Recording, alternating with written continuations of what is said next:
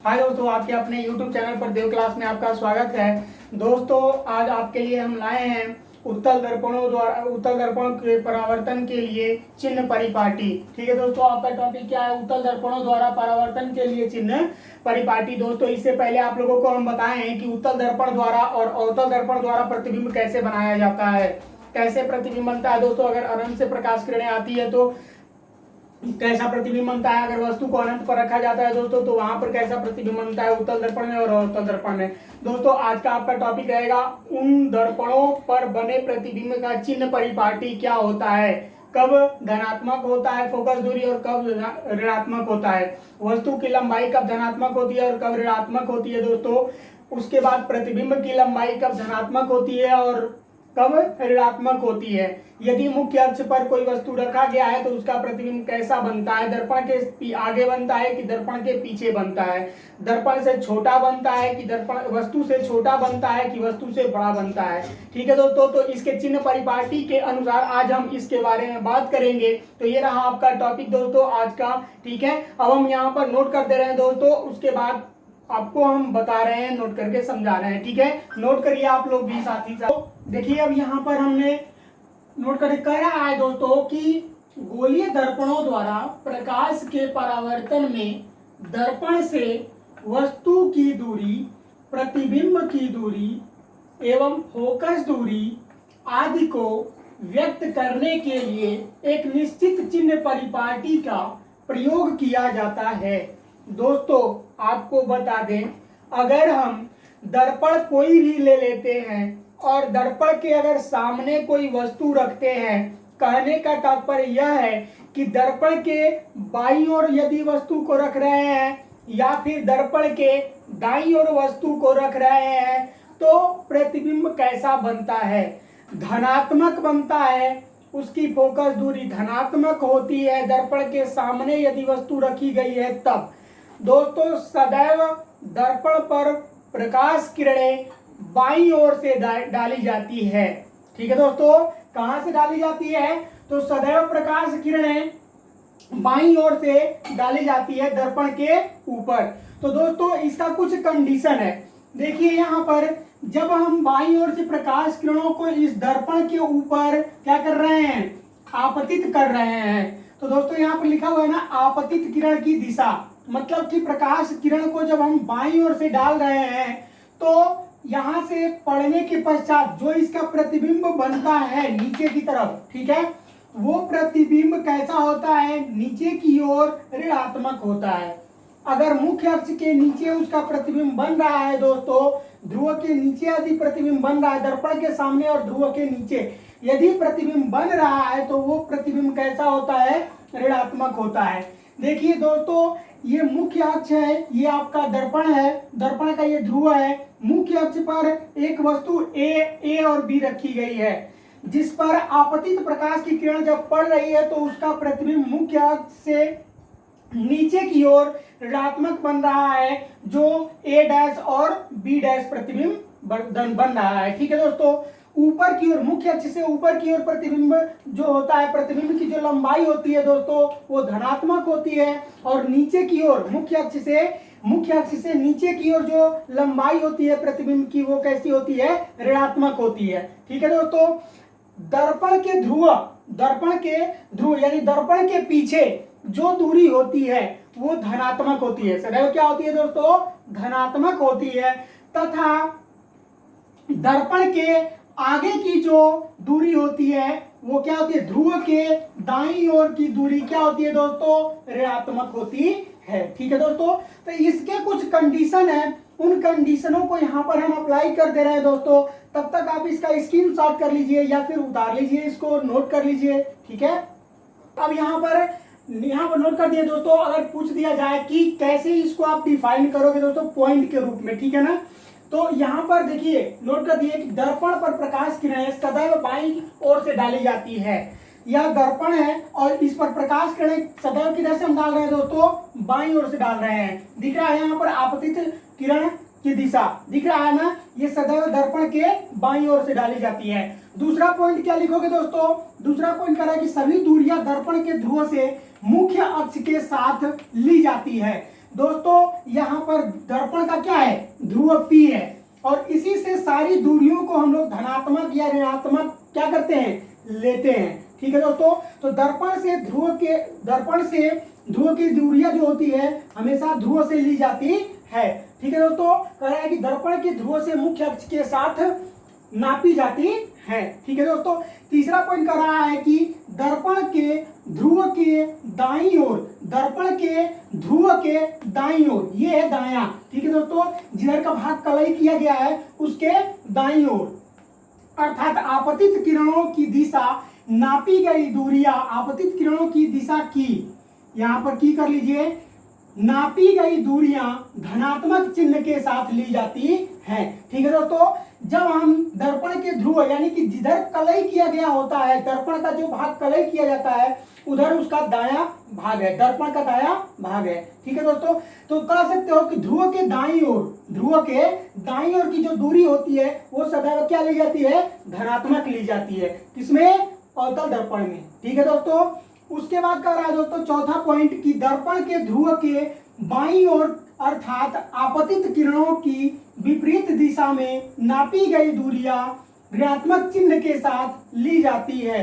ठीक है दोस्तों, क्या करोगे, दर्पण के ध्रुव, दर्पण का ये ध्रुव है, ये दर्पण है, उसका ये ध्रुव है कि बाईं ओर, ये हो गया बायां दोस्तों, क्या हो गया, बायां हो गया, अर्थात आपतित किरणों की विपरीत दिशा में, अर्थात ये आपतित किरण है और इसके विपरीत दिशा में ये दूरी है, क्या है दोस्तों, इसके विपरीत दिशा में नापी गई जो दूरी होती है वो क्या ली जाती है दोस्तों, ऋणात्मक चिन्ह के साथ ली जाती है। तो यहाँ पर एक कॉन्सेप्ट आप याद रखिए दोस्तों कि दर्पण के दाईं ओर की दूरी सदैव धनात्मक होती है तथा दर्पण के बाईं ओर की दूरी सदैव क्या होती है दोस्तों, ऋणात्मक होती है। ठीक है, जब आपतित किरण चल रही हो तब बाईं ओर से जब आपतित किरण डाला जाता है दोस्तों, तो उस टाइम में दर्पण से ध्रुव के बाईं ओर की जो दूरी होती है वो क्या होती है, ऋणात्मक चिन्ह के साथ ली जाती है। ठीक है दोस्तों, अगला पॉइंट आपको हम बता दें, अगला पॉइंट एक और है इसमें दोस्तों। ठीक है, आप इसको नोट कर लीजिएगा। अगला पॉइंट दोस्तों कह रहा है कि वस्तु एवं प्रतिबिंब, पांचवा पॉइंट है आपका कि वस्तु एवं प्रतिबिंब की लंबाइयां मुख्य अक्ष के ऊपर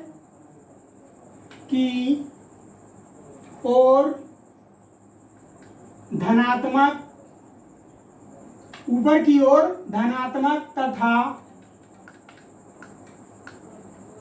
नीचे की ओर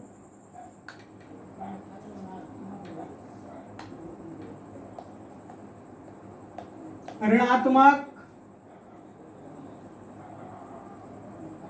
चिन्ह के साथ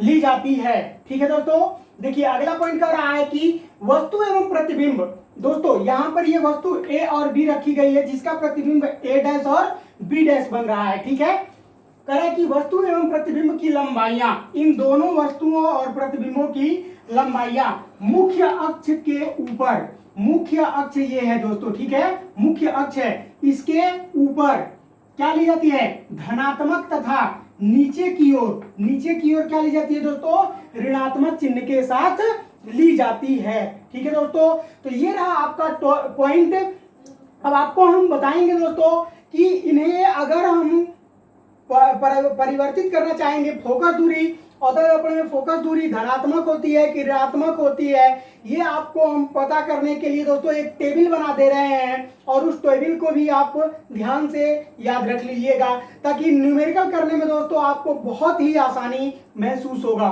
ठीक है दोस्तों, तो बिल्कुल ही ट्रिकी के साथ हम बता दे रहे हैं, यहाँ पर एक टेबल बना दे रहे हैं और इस फिगर को हम यहाँ पर क्या कर रहे हैं, रफ कर दे रहे हैं। ठीक है दोस्तों, तो आइए अब यहाँ पर नोट कर लीजिए इसको। ठीक है, ठीक है दोस्तों, देखिए अब यहाँ पर जैसे अगर कोई पद दिया हुआ है या प्राचल यानी वस्तु कोई दी गई है, ठीक है, उसमें उत्तल दर्पण की फोकस दूरी क्या होती है, अवतल दर्पण की फोकस दूरी धनात्मक होती है कि ऋणात्मक होती है। ठीक है दोस्तों, तो यहां पर आइए अब हम इसको नोट करते हैं। मान लिया जाए फोकस दूरी दिया हुआ है किसी वस्तु का, ठीक है, तो उत्तल दर्पण में फोकस दूरी कैसी होती है दोस्तों, धनात्मक चिन्ह के साथ ली जाती है। उत्तल दर्पण में फोकस दूरी जो होती है दोस्तों धनात्मक चिन्ह के साथ ली जाती है। देखिए अगर इस कलई किए गए भाग को हम उलट करके ऐसे कर देते हैं दोस्तों, अंदर की तरफ अगर हम कलई कर देते हैं तो ये उत्तल दर्पण आपका बन जाएगा। ठीक है, तो उत्तल दर्पण में फोकस दूरी हमेशा क्या ली जाती है दोस्तों, धनात्मक होती है, तथा अवतल दर्पण में क्या होती है, इसका जस्ट उल्टा ऋणात्मक होती है। क्या होती है दोस्तों, ऋणात्मक होती है। देखिए जस्ट एक चीज आप याद रखिएगा कि जब उत्तल दर्पण कहेगा तो उसमें उत्तल दर्पण में हम कलई किए गए भाग के तरफ क्या लेते हैं दोस्तों, धनात्मक लेते हैं फोकस दूरी को, तथा क्या करते हैं, अवतल दर्पण में ऋणात्मक लेते हैं। आई बात समझ में, यही चीज यहाँ पर अवतल में ऋणात्मक हो जाता है और यही चीज उत्तल में धनात्मक हो जाता है, केवल यह कलई किया गया भाग के बदलने से। दूसरा कह रहा है दोस्तों वक्रता त्रिज्या, दूसरा कह रहा है वक्रता त्रिज्या। अब दोस्तों कह रहा है कि वक्रता त्रिज्या, तो उत्तल दर्पण में वक्रता त्रिज्या जो होती है दोस्तों वो धनात्मक होती है। वक्रता त्रिज्या जो होती है वो धनात्मक होती है, तथा अवतल दर्पण में क्या होती है दोस्तों, ऋणात्मक होती है। आई बात समझ में, अवतल दर्पण में ऋणात्मक होती है और उत्तल दर्पण में धनात्मक होती है। तीसरा कह रहा है दोस्तों वस्तु की दूरी।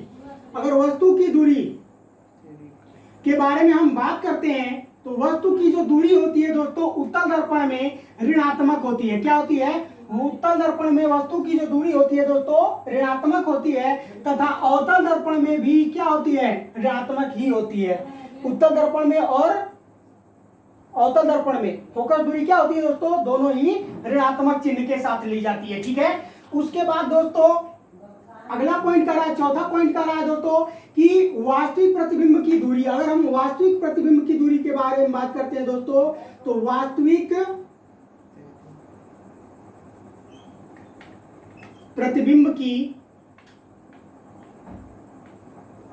दूरी, वास्तविक प्रतिबिंब की दूरी दोस्तों उत्तल दर्पण में कैसी होती है, ये वास्तविक प्रतिबिंब की दूरी लागू नहीं की जाती है, उत्तल दर्पण में लागू नहीं की जाती है, और इसमें जो होती है दोस्तों वो ऋणात्मक होती है। उत्तल दर्पण में लागू नहीं की जाती है। क्यों नहीं लागू की जाती है भैया, तो वास्तविक प्रतिबिंब की जो दूरी होती है वो उसमें दिखाई नहीं देती है, अर्थात इसलिए लागू नहीं की जाती है।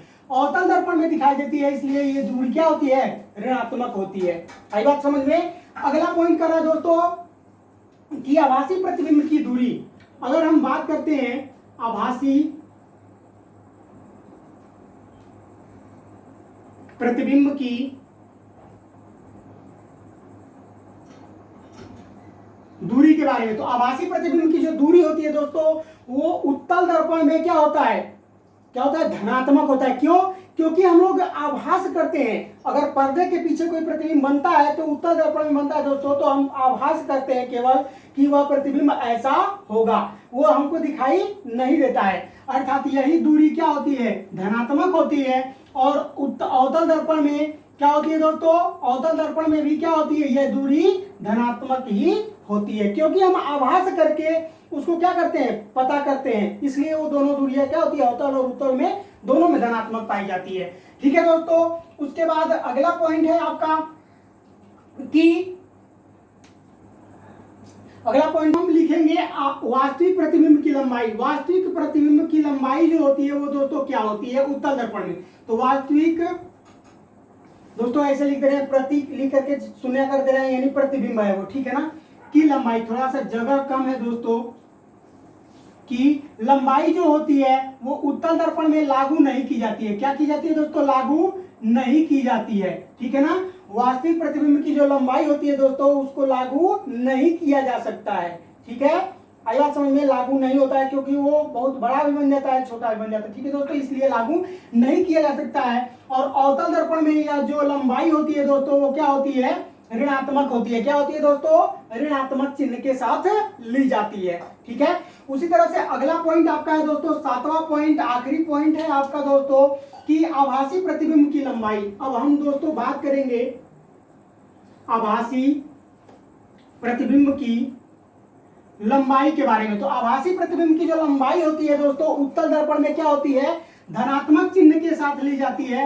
उत्तल दर्पण में क्या होती है दोस्तों? धनात्मक चिन्ह के साथ ली जाती है। और अवतल दर्पण में भी दोस्तों क्या होती है? यह धनात्मक चिन्ह के साथ ही ली जाती है। ठीक है दोस्तों, तो ये टेबल आप याद रखिएगा, जिससे आपको न्यूमेरिकल करने में बहुत ही आसानी होगा। ठीक है दोस्तों, तो ये रहा आपका टेबल अवतल दर्पण के सामने प्रतिबिंब कैसा बनता है, उनकी चिन्ह परिपाटी के बारे में आपको हम बता दिए।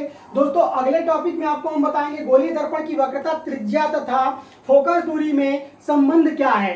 वो गोलीय दर्पण की वक्रता, त्रिज्या तथा फोकस दूरी में संबंध क्या है दोस्तों, उसको हम अगले वीडियो में बताएंगे। दोस्तों अगर ये वीडियो आप लोगों को पसंद आया हो तो दोस्तों एक लाइक करना आप न भूलें। अगर दोस्तों कुछ दिक्कत हो रहा है आपको इस टॉपिक में, तो आप हमारे कमेंट बॉक्स में कमेंट करके बता सकते हैं, जिससे हम अपने आप में इम्प्रूव कर सकते हैं दोस्तों, सुधार कर सकते हैं और उस टॉपिक को बनाने के लिए। ठीक है दोस्तों, अगर हमारे चैनल को सब्सक्राइब नहीं किया तो चैनल को सब्सक्राइब कर बेल आइकन का बटन दबा दीजिए, ताकि हर नोटिफिकेशन आप तक पहले पहुंच जाए। धन्यवाद।